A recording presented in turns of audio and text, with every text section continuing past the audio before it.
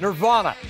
What a breakthrough success they had with this hit in 1991. 3 years later, at the age of 27, frontman Kurt Cobain killed himself. Today, he's considered one of the most iconic rock musicians in the history of alternative music. And now, 20 years after his death, acclaimed photographer Jesse Frohman has released The Last Session, a book chronicling Cobain's last formal photo shoot.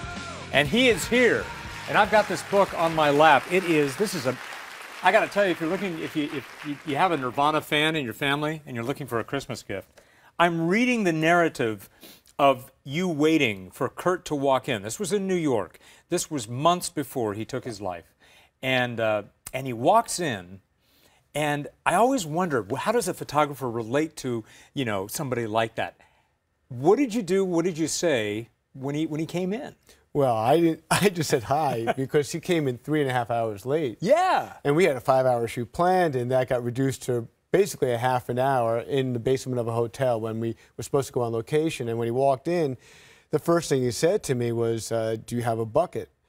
And I said, sure, what do you need a bucket for? He said, I think I'm going to puke. Yeah. So that was sort of the introduction. And, and every shoot's different, every person's different, and this was pretty dramatic, the difference from most shoots, and I was just happy that he showed up. He's wearing Jackie O glasses. Did he ever take them off in the photo shoot? No, well, he did when we went to Roseland for the rehearsal for the show they were playing that evening, but during the shoot he actually didn't want to take them off at all, and I was pretty disappointed at that time, but now I'm really happy to. Well, photographers, correct me if I'm wrong, you guys go for the eyes. Well, magazines want that eye contact, yeah. And sure, you want to get to the person and see, and he had them off for a period of time, but he didn't want to be photographed with them off. What a contrast, too, here you see him in his, I don't know what kind of hat you call that, Adirondack hat or something, with his Jackie O glasses and the funky sweater, and yet Chris Novoselic and Dave Grohl just dressed kind of like normal guys.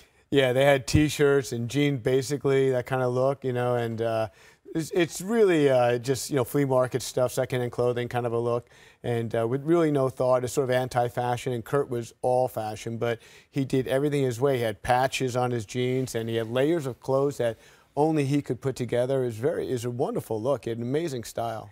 And everybody knows, he was doing a lot of drugs at this time. He was high for pretty much the whole shoot, from what I understand. Say the whole shoot. The whole shoot.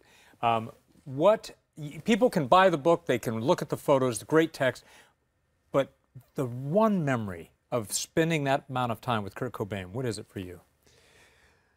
The complex personality. I mean, I saw the sad side of him, and I saw the very silly prankster side of him, and they got along great, and there's a lot of silly and fun pictures in the book that people don't know about. Sure, as a band, they definitely had that wonderful relationship of, a touring band.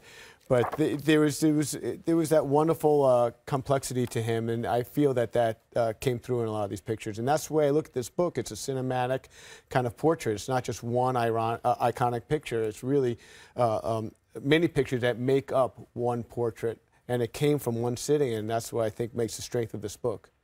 It really does. Jesse Frohman, here's the book right there, The Last Session.